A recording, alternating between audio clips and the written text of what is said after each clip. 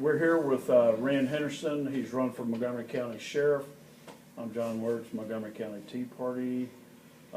With me in interviewing Rand is Pat Tibbs, Dennis Tibbs, Brian Crumby, Dale Fessenden, Bob Bagley will be here shortly, and Larry Rogers. And so what we'll do is go ahead and let Rand open up with up to 5 minutes. An opening, and then we'll start the Q&A after that. Okay. So, up to you, sir. Well, thank you, John. I'm Rand Henderson, candidate for Montgomery County Sheriff. I've been a Montgomery County resident for 21 years. I'm married to Christina, who's a Conroe High School graduate. Raising 2 kids here in Montgomery County. My daughter's Riley. She's 12 years old, be 13 next month. And thanks for that. My son's 10. His name's Reed. So I attend public schools. We live in the Willis area. My wife's a high school teacher there. So right out of college, I went to Sam Houston, got my bachelor's degree in 1994. Went to the police academy that summer and went to work for the sheriff's office. I've been working for the state penitentiary, working at the Walls unit in downtown Huntsville before that, and actually took a pay cut from the Walls to come to work for the sheriff's office. But it was a good department, done some research on it, and I'm proud to have worked here for 21 years as of last week. I had my anniversary last week on the 26th. So I started as a line level patrol deputy. I was assigned to the Woodlands Division, and so I patrolled those streets for quite a few years. And then I was tasked with being a full-time community policing deputy. So I still had some patrol responsibilities, but worked in community policing for a few years, until I was asked to take a leadership position, and I promoted to corporal in 1998. Did that for a few years, training other patrolmen. That was the main responsibility. Had some supervision, but also the main focus was to train other new deputies coming into the job. Then in 2000, I promoted to first line supervisor, which is a sergeant. And I did that at 29 years old, something I'm pretty proud of. And supervised deputies throughout the county.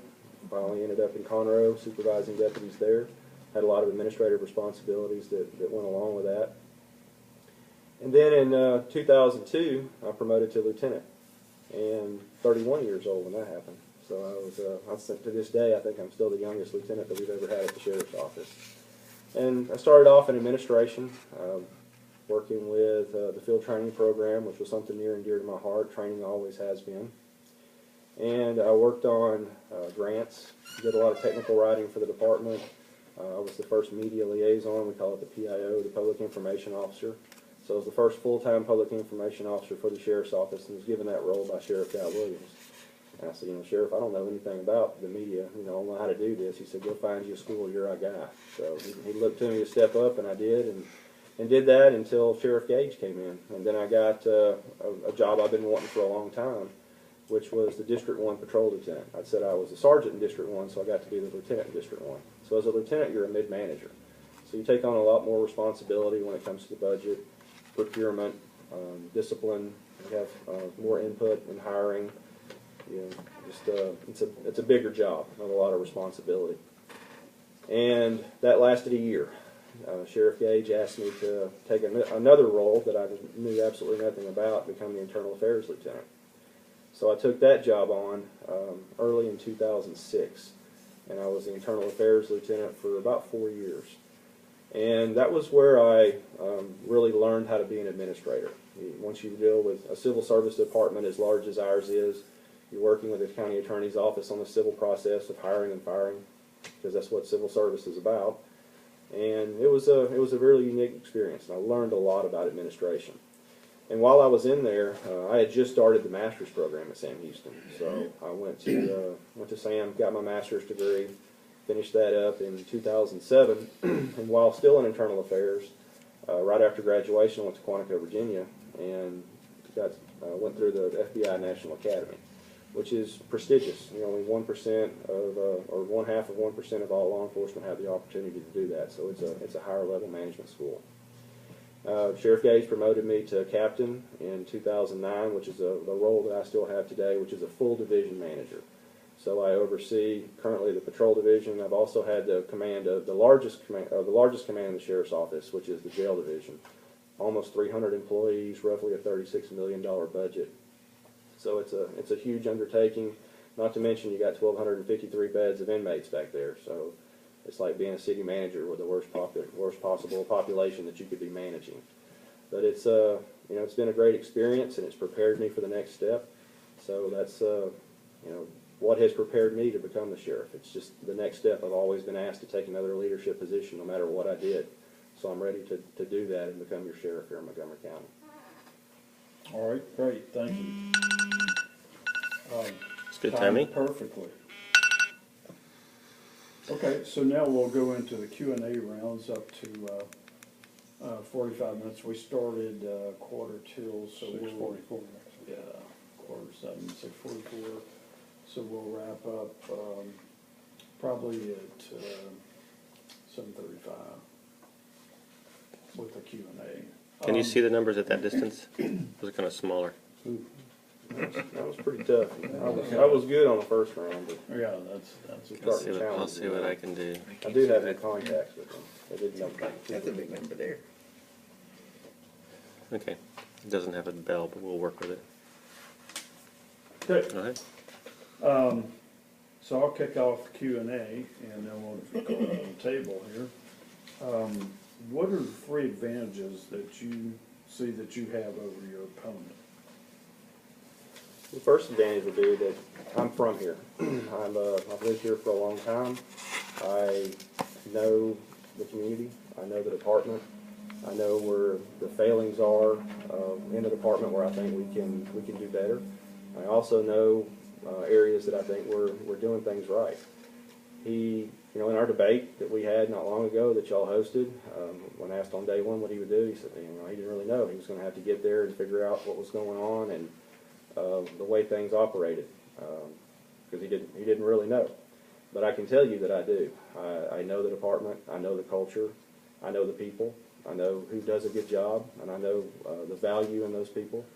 And I know marginal employees that are capable of stepping up and doing better. And I know employees that have issues that need to be dealt with. So I've spent my entire career in the criminal justice field. My opponent has not. So started off with a criminal justice degree. I knew what I wanted to do.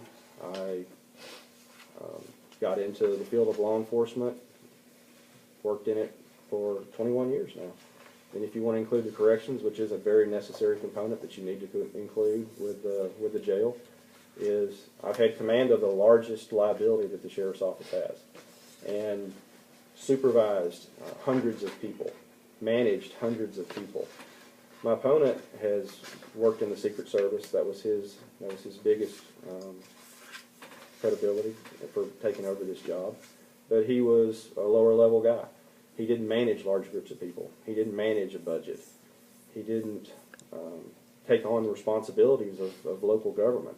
It's a completely different mindset between working closely with your community and government versus working at the federal level, night and day.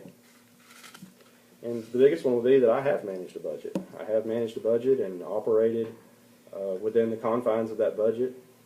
Patrol budget's not all that big. It's a few $100,000 compared to that, millions of dollars that you've got in the jail, but you've got to manage all those inmates. The scope that I have in my leadership experience is night and day compared to what he has. As far as I can tell from his resume, his first leadership role has been with the Montgomery Police Department. Very small department, just made up of a few officers, and he's held that role for a few years. But we've got a much bigger task at hand with the sheriff's office. Okay.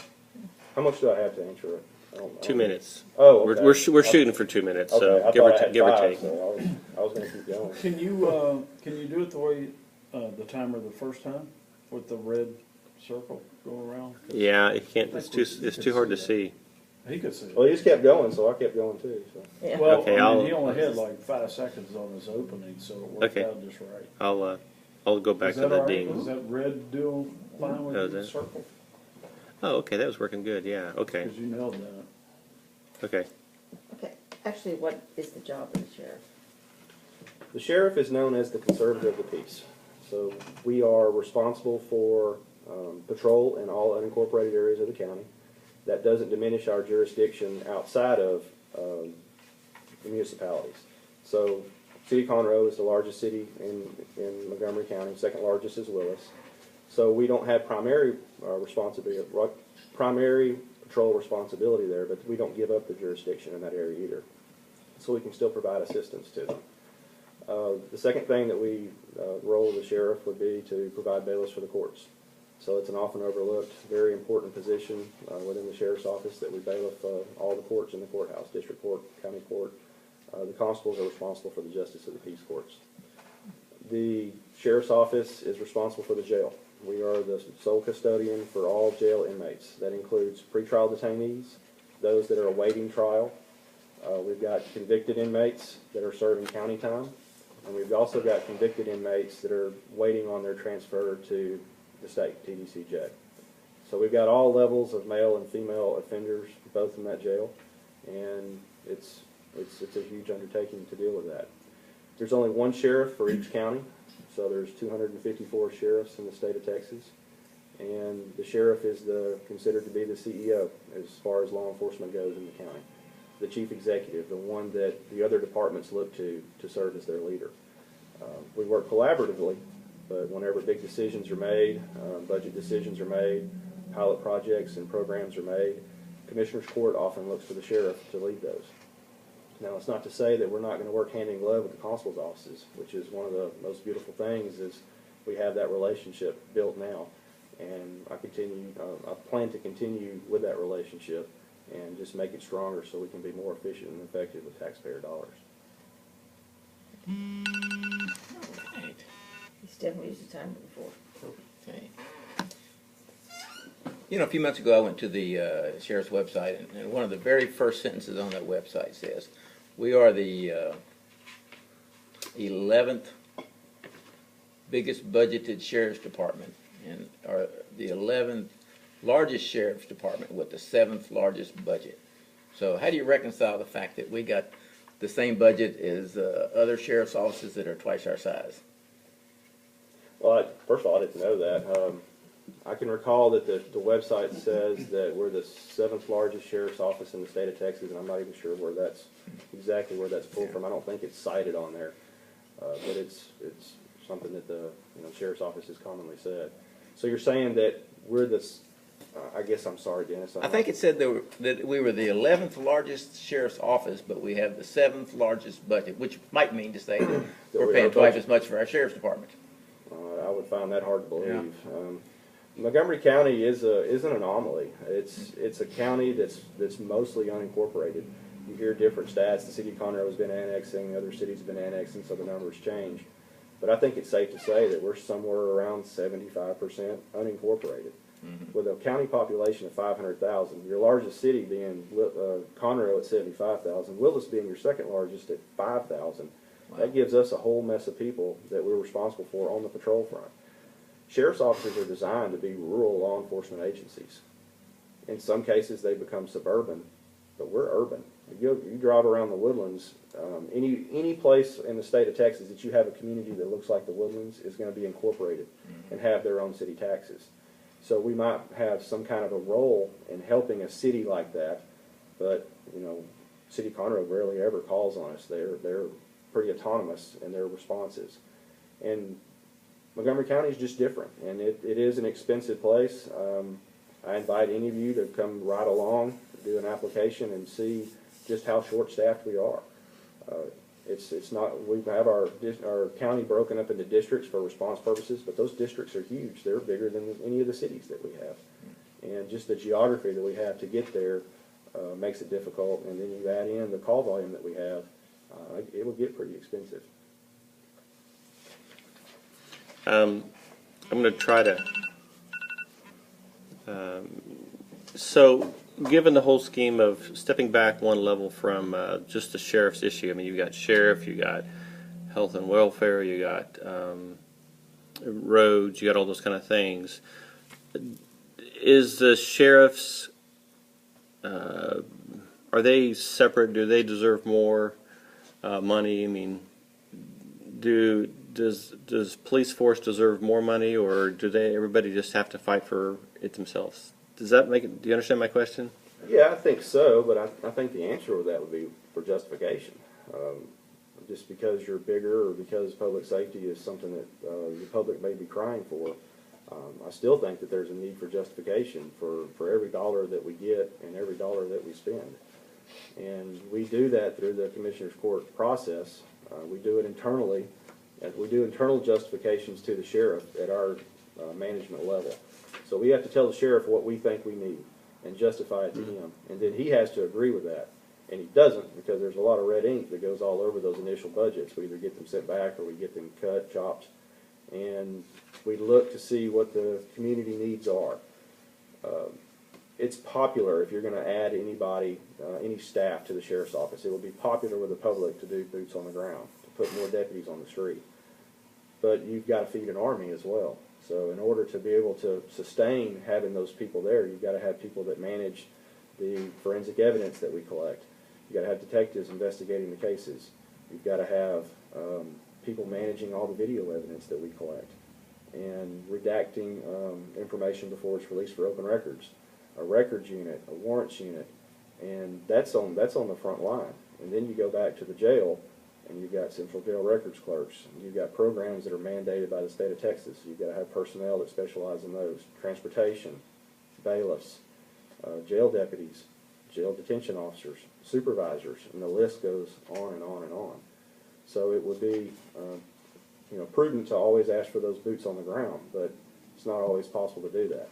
So we have to continue to feed that army. We manage our own radio system, so we have a radio shop. We perform our own vehicle maintenance. So we have mechanics and foremen. We have all the tools that are necessary to repair the vehicles. We've got an entire finance division that liaisons with the county finance office and the county auditor. So all these positions are necessary to keep the front line moving at all times. But the gateway in the criminal justice system is the patrol division. Am I up? Yeah, I didn't start the timer, so I messed you up. Sorry. Go ahead. Okay. One of the statements you made in answers to the questions, the sheriff is the chief law enforcement officer of the county. You made allusion to that in the answer to an earlier question as well. And so my question is, just as currently you take direction from Sheriff Gage, he says, I need you to do this, you say yes sir, and you do it. As the sheriff, who do you take direction from where you say yes sir, and that's pretty much it? Or if somebody gives you something that you feel is actually counter to the law or counter to the Constitution, then what do you do about that? No, you don't go counter to the law or counter to the Constitution. Even if it's the governor or the U.S. Attorney General or anything like that who gives you direction? That's correct. Yeah, you stand up for what's right. If I've been elected, or I will be elected by my constituency that put me there for my beliefs, and that's part of representative government. So you want me there to stand up for your rights, and I wouldn't foresee that there would be something coming down from the governor.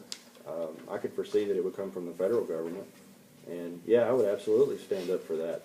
And as a matter of fact, Sheriff Richard Mack, who is the founder of the Constitutional Police Officers Association, he's endorsed me. So he and I have visited on the phone a few times, and he believes that I'm the guy that will stand up for your Second Amendment rights in a situation that you have federal overreach where they come in. We've done an entire program on federal overreach with this group, and I stand firmly with that. And the Constitution is the backbone of everything that we do, and the Second Amendment is clearly stated. I think the 10th Amendment is the most trampled on amendment that we have in the Constitution. It needs to be stronger. It needs to be, we need to have more local control. Law enforcement is a decentralized method in the United States. I visited Poland. I was an international delegate and went to Poland and visited with them. Saw the nationalized police force. We don't want that here. We've got a decentralized police force made up of about 18,000 or so law enforcement agencies. That's because local control is important to the American citizenry. And you do that, you have that power by electing your law enforcement official. And having the power to elect the chief executive law enforcement agent in the county is huge. And that's who the sheriff answers to at all times, listens to the citizens with open dialogue. Okay.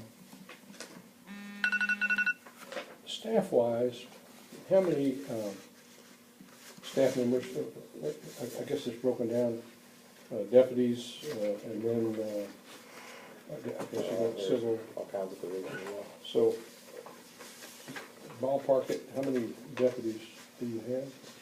About 350, close to 400, maybe closer to 400. And then civil employees?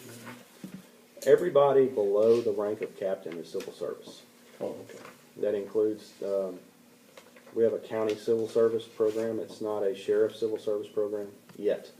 When Montgomery County reaches a population of 500,000, we're automatically moved into civil service section Part B. There's no vote, there's no nothing. We just automatically become a sheriff's civil service department, separate from the current county civil service system. So the sheriff will have a 3-person panel. He'll be able to appoint 1 person who will also serve as the chair. And they will expand. Right now, the civil service only deals with termination. They set standards for termination and discipline. We will move to using civil service for recruiting and promotion as well as discipline. So we're already preparing for that. I'm over the recruiting unit now. That goes back to my experience. I still got time. That goes back to my experience in internal affairs. I know it's coming. I've studied civil service on all levels. I've studied municipal civil service and never even worked in the municipal system. So we're already preparing to have a civil service ready recruiting, promotion, and termination, and discipline, not just termination, process in place. So whenever we do hit that 500,000 on the next census, And you're predicting that to be? we're already there. You're already there, but it can't be done until the 2020 Yes, sir. census, so that's Yes, sir. 5 years from now. That's when it's verified. And that kind of goes into the next question I had when I was looking at the clock. So, our question number 12 does kind of hit on good old boy, loyalty to leadership. And your answer was? Why don't we come back to it? Okay. Okay. Not that I'm in a hurry to get mine out, since we're right there. What do you think about open constitutional carry? At first, I wasn't real crazy about it. I had some concerns that we were going to have more interaction with the public that was unnecessary. But as I educated myself and talked to some other people, I realized that, especially after listening to one of your speakers at one time saying that just, there's a big fear of people that are licensed permit holders of just bending over and showing their weapon, which would technically make it a violation of law. And that was one of their fears. And that never even crossed my mind that would be a call for open carry. And that's a huge point there. But just like we talked about in one of our other debates, there was a huge fear that there were going to be roving gun battles going up and down the freeway whenever we passed concealed carry. That never came to be. And I don't think anything is going to come to be of open carry as long as we significantly prepare, in which we've already done. I don't know if you know this or not, but after Terry presented to Montgomery County Tea Party, I brought him in to train our patrolmen. And I did that, and it was a little unpopular because he wasn't a police advocate, a police trainer. He was an advocate for open carry. He was an advocate for the Second Amendment. And I thought that was a great opportunity for the deputies to see a real-world thought process behind what they're going to be facing on the streets. And it was welcome training. It was different. It really mixed them up a little bit. They were able to ask questions. And he ended up being extremely complimentary of the Sheriff's Office employees and their knowledge and their willingness and their open-mindedness to be able to work with an activist that would be carrying a weapon, open carry, even when called upon to do so. And constitutional carry? Yeah, I'm good with constitutional carry. I wasn't at first, once again, but speaking with Brandon Creighton and some others and some legislation that I've looked at, I think it's doable. Please describe the best way for the average voter to know exactly which person to vote for sheriff. Well, you've got to get to know them. You can't always buy the media hype. I try to get out into the community as much as I can. I've always done that. I've always been a community servant. I've always been a servant leader. And I've always participated in, everything that I had time for, dragging my kids along with it as well. So getting to know the voter, open dialogue, check out our resumes. That's, review our websites. So it was one of the first things that Sheriff Mack wanted to do is review our websites and review our resumes and what our employment histories were.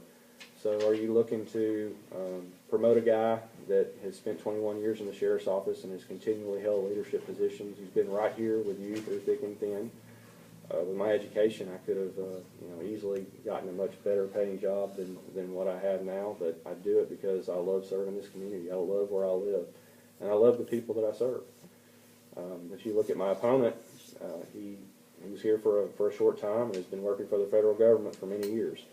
He operates Montgomery Police Department, and I see a lot of the federal government influence in the way that he does things.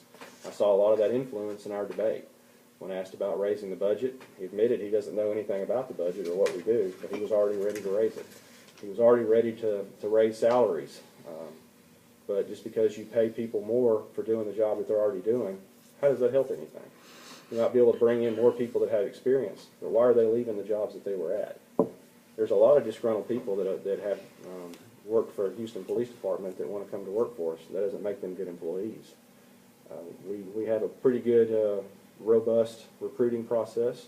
We bring in some really good people. They work shorthanded. They work nights and weekends. They give up family time, and they do it as a sacrifice to the community to serve you when you call 911 so that they're there for you.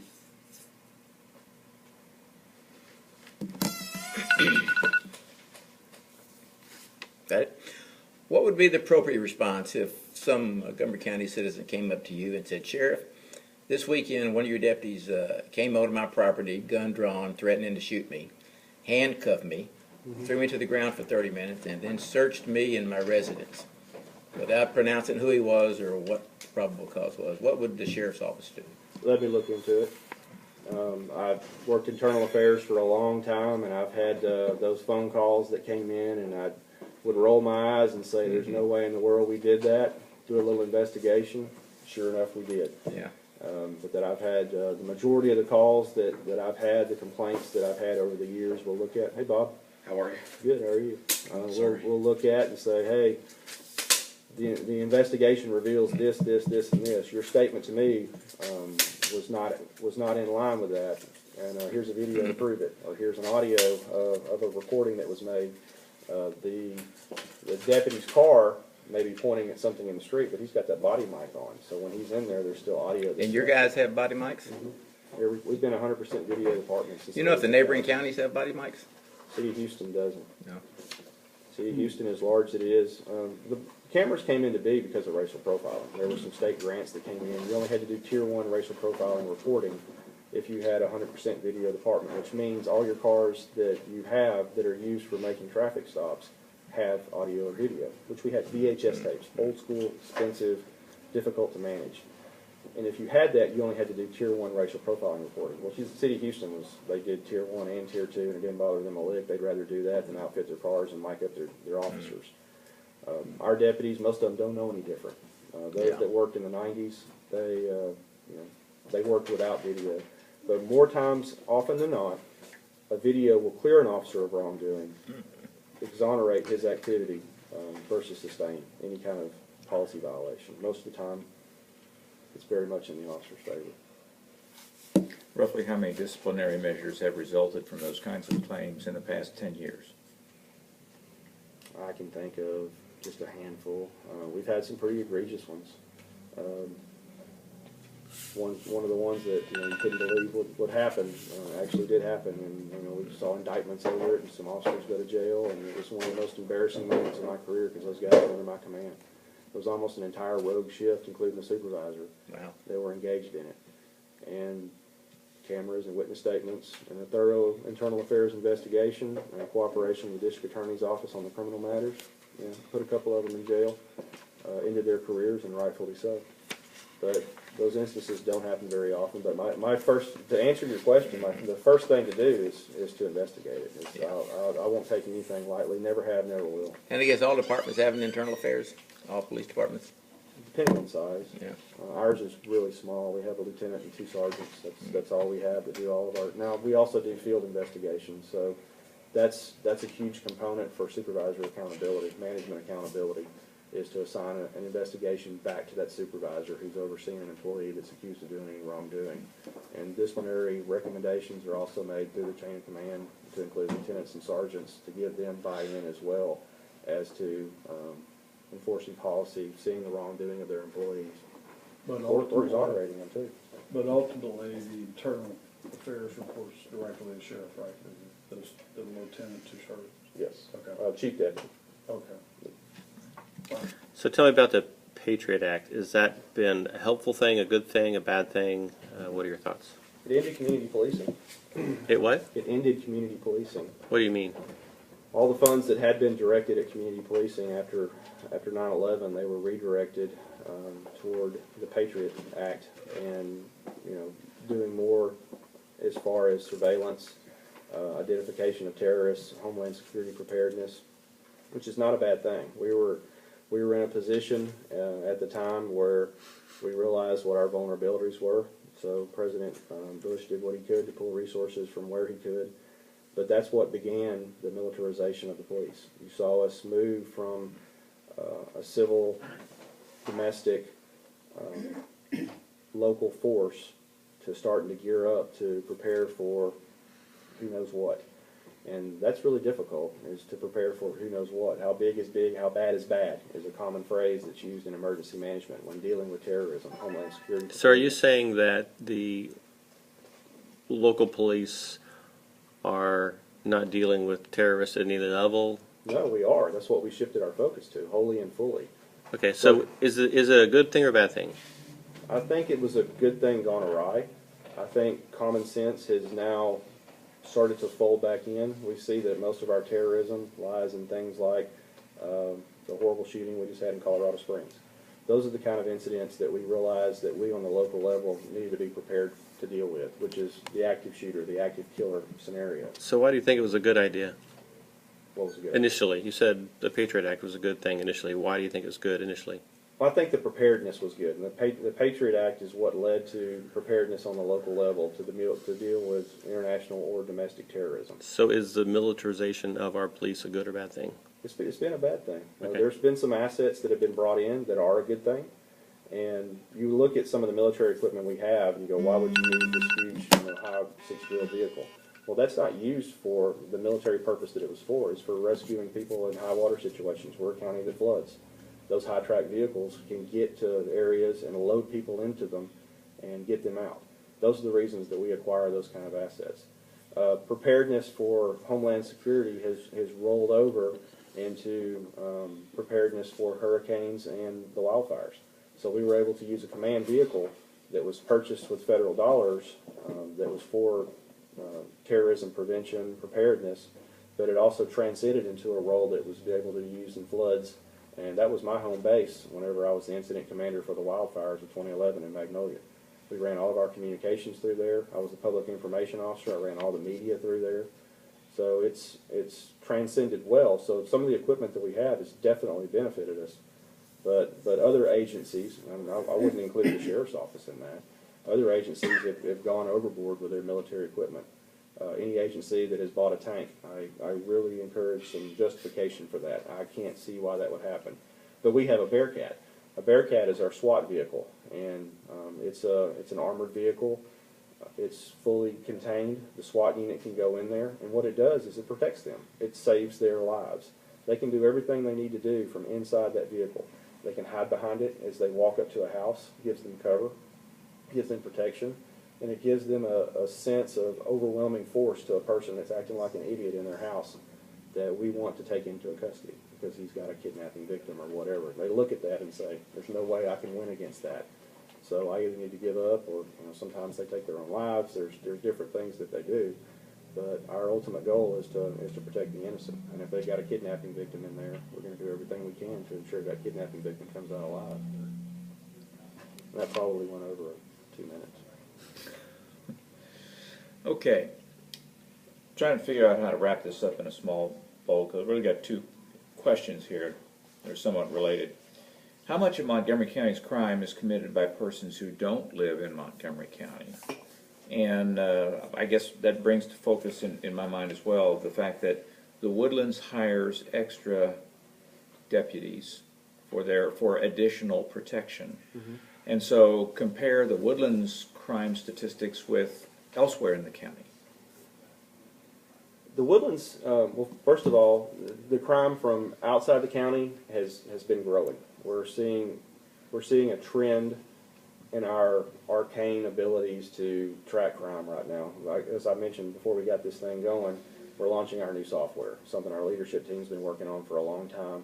So I'll be able to better answer that question after we get the data in this new software that's going to bring us forward greatly. We have a difficult time managing a lot of our statistics right now with our records management system. But the trends that we have seen through our analysts are that, yeah, there are gangs that are coming up and they're hitting us in Montgomery County. They're coming up from North Houston, wherever. We had one today that we arrested. He hasn't been confirmed as a gang member, but committed 3 strong-arm robberies beginning last night through this morning. We finally caught up with him and arrested him on 3 aggravated robbery charges, and he was in a stolen car out of Houston PD, Houston address. But he came up here to ply his trade during the shopping season. They come here because we've got the stuff, and there's a lot of nice things here, and the Woodlands has a lot of amenities that they're very proud of, and those amenities exist because the people are safe there. They're able to shop there in safety. And so in order to try to enhance, what the county is able to afford them, they supplement with over and above resources. And they do that through a contract with the Sheriff's Office, and they also do that through overtime projects to direct patrol in areas like the mall, where just having the show of a marked police unit oftentimes will deter crime. It's almost an impossible statistic to measure. We don't know what the absence of crime, the number of that would be, and it's something that law enforcement has always struggled with. But it's when we don't have it, we know something's going right, so we try to saturate those areas as best we can. All right, what is the annual budget for the Sheriff's Department? Around $88 million. You mentioned that, the county grows so fast and we're short deputies. How you've been in the Sheriff's Department for 21 years, so you have a good feel. You've been through different departments, so you know it front and back. What would you believe that you would need to increase the budget to really enhance the department to where it should be? I think Spillman is going to really change that focus. So one of my platforms is working smarter using technology, and it's something that's going to be in place before my term begins. But it's something that I've worked really hard to make sure that the Sheriff's Office has. So we're going to be able to use that to more effectively deploy our resources that we currently have. For example, there's statistics that we have now, or by the time we get them out into the field, they're dated, they're stale. The deputies have a difficult time knowing what areas to patrol, knowing what areas to hit. So what we're going to be able to do is direct our patrols. So we're going to take crime statistics and look at where things have happened, MOs, suspect information, time of day, and get that to the field immediately. The deputies can even enhance that with running their own reports from their computers in their cars, so they know where to direct their patrol. They know where the best chances of catching a bad guy will be at what time of day. So it won't be driving around waiting for stuff to happen, which is what often happens now. They can direct that time better. We also look to have these relationships, what I refer to as the force multiplier. I've got a relationship with Rowdy Hayden in Precinct 4. I have a relationship with Ryan Gable in Precinct 3. And they're on board with helping us at the Sheriff's Office using their downtime, using Spillman technologies, because they're going on to it as well. So using existing county resources when they're not serving civil process, when they have deputies that are available, they'll be able to assist. They're county employees, they're peace officers just like us, they're precinct-based, but they have jurisdiction across the lines throughout the entire county. So they can assist us in being able to make us more efficient and effective without adding resources. So do you anticipate trying to increase the budget? If so, how much? No, I don't anticipate that. I anticipate doing an evaluation of my command staff, seeing what needs to be done. We're operating pretty well. There's always needs, but that'll be something that a decision that I wouldn't make in a vacuum. I plan to bring a leadership team in that'll help me make that decision. Because a few minutes ago, you did say that you were short deputies. And then in the debate, It depends on how there is no staffing survey that says what patrol should be staffed at. The jail does mandate it. You've got to have one officer for every 48 inmates. And we operate at a bare minimum staffing. We operate the courts at a bare minimum staffing. Our deputies in the field, for the most part, operate at a bare minimum staffing. And we get the job done day in and day out. Getting them more help would be great, but we still get the job done. And if I can add their sticks, Gable stick, Hayden stick, Chief Dupuy's stick at Conroe PD, if I can add their stick to my stick, using Spillman Technologies, we can work smarter, not harder, work across jurisdictional lines, because the only ones that recognize jurisdictional lines are the cops, the criminals don't. So we can do that. We can all swing a bigger stick together and pool those resources and get things done in the most taxpayer efficient method possible. It's not to say that I'm not going to ask for an increase, but I'm just not going to walk in and say, well, it's a new year, so I need more money. Kick it back, Bob. Yeah, I have one to go along with that, because my whole deal in my past as law enforcement, the sheriff's responsible for the county, not the constables. The constables are responsible for taking care of the jail, or not the jail, but the bailiffs and serving papers. The rest of the responsibility for law enforcement lies straight on the sheriff. He's the number one guru in this county, because of our commissioner's court and the lack of respect that they've had for our sheriff. They cut the budget, don't give the personnel that are needed to the sheriff's office for patrolmen, and the constables end up getting more and more people to do for patrol. It's the same tax dollar that's coming out, but instead of it going for the entire county, it's going to different constable precincts. Constable Precinct 2 has very few cops in there that can help out. Rowdy has a lot because they do a lot, and they're out there, and he gets more and more budget because of it. Same thing with Ryan. The other two don't have near the staff, but they're not doing the patrolling either. So it still comes back to the patrolling and taking care of the day-to-day stuff that would normally come down to the sheriff's office to do, that isn't getting done, and it's getting done by the constable's offices when they're not serving papers. The drug busts that go on 59 and 45 and all of that is just a big part of it. And I understand the sheriff's office has members in the task force, but to me, the number of deputies for the sheriff's office for the job that they're doing is way under what it should be. Is there a question? Yeah, and I think his time's up. I don't have time. So yeah, you better put the timer on Bob instead of He has a lot of questions. So, Bob running for sheriff? No, I'm just bringing it up because it's been, for the past 4 years, we've been going through this, and I've talked to Rowdy and I've talked to Ryan about it, and I just want to know why you don't feel like, I know what the response time is from SO, and they just don't have enough people to make the responses that we need in the community. And how are you going to fix that if you're not going to increase the personnel and increase the budget? I didn't say that I wasn't going to. I'm going to do an analysis. I'm going to use the technology that we have now and see if we can put that into play to see what kind of an effect that can make. Right now, we don't all use the same records management system. We work for the sheriff's office, we work for the constable's office, we all work for the county, but we're not on the same page. Even the judiciary hasn't been on the same page. I understand That's that. what we're doing is we're moving to an integrated justice system where we're all going to be able to communicate, and that includes the city of Conroe and hopefully the rest of the cities in the county. So we're all going to become more efficient using this technology. This is a boon for the county. I understand the technology, and I understand the working together, the radios, the whole 9 yards. But you've been in the sheriff's office long enough that you should know what it takes and what we need to do with getting more people out on the road. And Do it every day. But more people doesn't automatically transcend into a lower crime rate. More people would transcend into allowing my deputies to take more time off. Well, we got 25 new deputies, not this budget, but the budget before. And when you look at that over our force of 164, well, if you include the Woodlands, well over 200, 225, wherever we are in patrol right now, wherever that made us, right at 225. That was a drop in the bucket when you look at 25 deputies, but it's extremely expensive.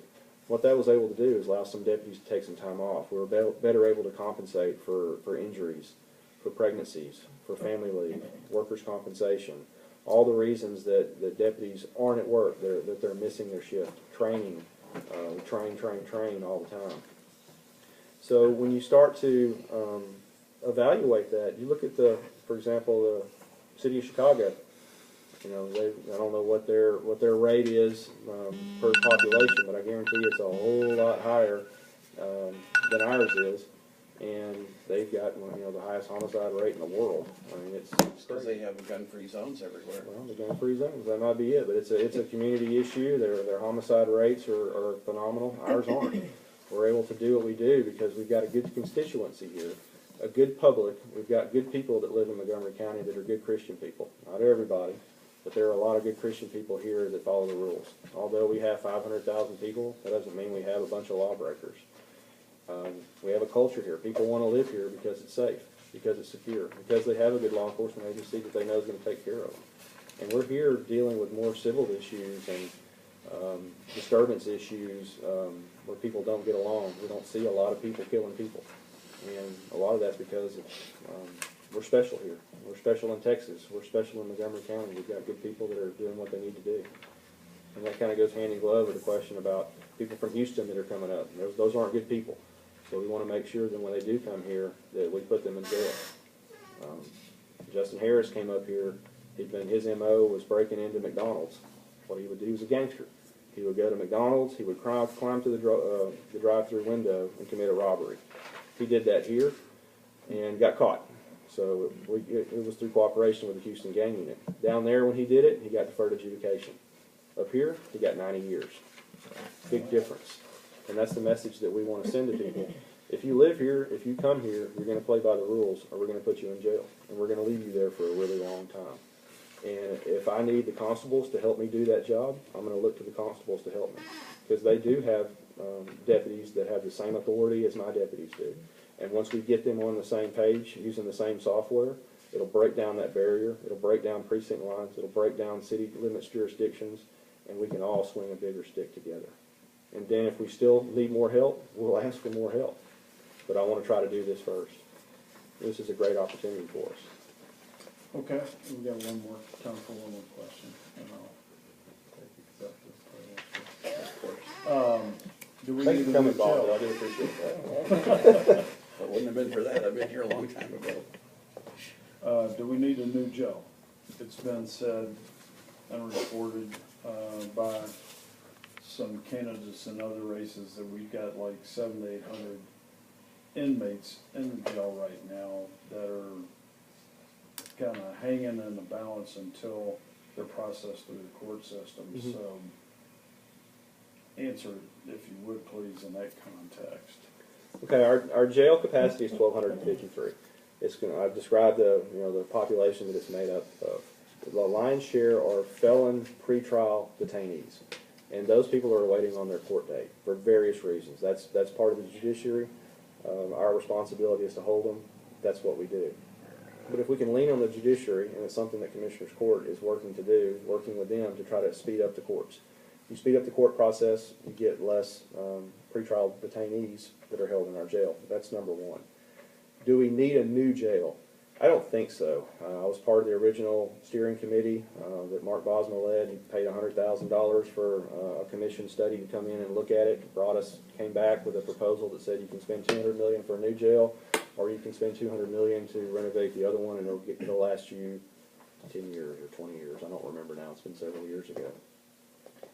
I worked at the Walls Unit in downtown Huntsville. That is the original Texas Penitentiary. It's been in operation since the 1800s. We don't need pretty, new, and shiny. I firmly believe that what we have, as long as it's safe and secure for our employees, would function well. Some of our designs, we've had some horrible renovations over the years. And we had a kitchen that was renovated into a housing area. Well, that housing area is dangerous. It's got dark corners. I hate it. It makes me mad every time I go in there because the design was so poor. So I believe that we can do some significant renovations. We can do some additions on the same property because the brand new $200 million jail didn't include any property. Not feasible. It's just absolutely not feasible. Pie in the sky? Sure. We're not in the pie in the sky business. We're talking about your taxpayer dollars here.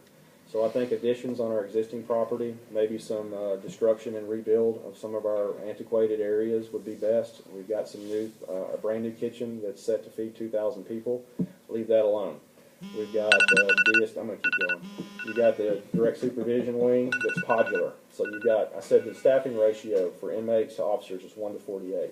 There's 48 people in each of these 8 pods. So you've got the minimum staffing that you can have. It's all on video. You've got rotors that keep it safe and secure. Very good system. We've got all 3 types of housing that you can possibly have within our jail. All of those aren't good. I believe that you've got to have direct supervision. You've got to be able to see everything, not just on camera. You've got to have eyes on the inmates. That's what prevents your suicides. At the Walls Unit, we worked in the tanks. I was assigned to work in the tank with the inmates. I worked in the day room with the inmates. In the jail environment, you generally don't see that. A lot of it is just observation. So we want to move to specific kinds of ones that has more interaction between inmates and officers. You have to have a few more officers for safety purposes. You still have cameras. You still have classification to make sure you've got the right inmates and the right officers working together. But we've got administrative offices. My office, which is the old sheriff's office, it was Joe Corley's office, it was Guy Williams' office, is built to jail standards.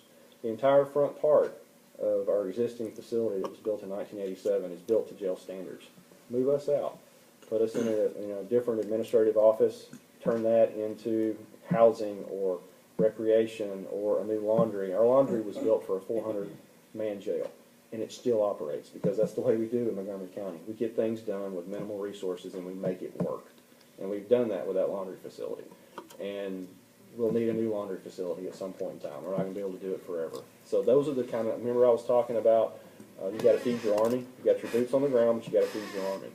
It's the same mess that you're in with the inmates. They've got to have multi-purpose rooms so they can have church. You've got to have inmate visitation facilities. You've got to have attorney visitation facilities, and the list goes on and on and on. Recreation facilities. If I've got a 17-year-old youthful offender in my jail, he has to be kept sight and sound from every other inmate. That's a male kept sight and sound and a female kept sight and sound. So those create huge classification issues. And it can be fixed with some additions. Once again, using the best technology that's out there to be able to do the best CCTV, but also have safe and secure facilities so my officers go home safe after every shift. Okay. 5 minutes. Can I just ask one question? What is the pay for the sheriff? The sheriff? 150,000, I think, something like that. A little more than that. Great. Okay. Up to 5-minute closing. Well, I appreciate the opportunity to appear before you. I've worked with this group quite a bit. We, know all of you got a first name basis, so it's nice to be around people that I know asking me questions. And this endorsement means a lot to me. This group is influential. You're activists. You fight the good fight, and I appreciate what you do in our community. I too am a community guy. I always have been. The community is what's important to me, and working with the community cooperatively, collaboratively, keeping communication lines open is what leads to success in this office. You never forget who put you in office, and it's the citizens of Montgomery County. And that's why I'm doing this. This is where I live. This is where my wife's from. This is my second home. I'm a Texas boy. I was born in Texas, but I wasn't born in Montgomery County. I've migrated a little bit south, but I'm an East Texas boy. And I'm not going anywhere. This is where I want to raise my kids. And I want them to be safe and secure. I want my friends to be safe and secure. The people that come here to work, shop, play, whatever reason they're in Montgomery County, and that includes all of you, I want you to have the safest environment you can possibly have. In doing so, we've done so with the sheriff's office. You see the numbers on the number of people that are moving into Montgomery County. They wouldn't do that if your sheriff's office was doing a bad job. Businesses wouldn't relocate here. Exxon wouldn't move to North Harris County, which is essentially border Spring Creek, which is southern Montgomery County. Most of their employees that are moving here are going to live in the Woodlands or in Montgomery County. Exxon wouldn't make that move if they thought their employees were going to be miserable living here, in jeopardy. Their lives are going to be in jeopardy. You see retail expanding, companies moving in every day. It's because we do a good job. We know what we're doing. We've proven that time and again. Our crime rate is impeccably low. You look at the Woodlands, one of the safest places in the state of Texas. And we're just going to continue to take that model that we have in the Woodlands, and I would like to generalize that into the rest of Montgomery County. I think it's worked really well. I think community policing works. I think community cooperation is what keeps your crime rate low. What we tell people is neighbor knowing neighbor is the first level of preventing crime. So we try to constantly reinforce that, teach crime prevention, keep things safe and secure, because each of you has your own responsibility too. But when you call 911, just rest assured that we're going to be there. We're going to do everything we can to get to you as quickly as we can, and to help you out in whatever situation that is. And if if it's a constable, then hey, I don't think you'll mind if you really need the help. And and our deputies won't either. It'll be, thank you, brother. Appreciate you being here. Appreciate you having my back. And we're going to get this done. And we're going to keep Montgomery County, the greatest county in the state of Texas, and one of the safest for sure. So I've taken plenty of time, so I'm not going to take my full 5 minutes. But just want to close in saying I appreciate the opportunity, and I look forward to getting your endorsement. Okay, thank you. Appreciate it. Thanks for coming out.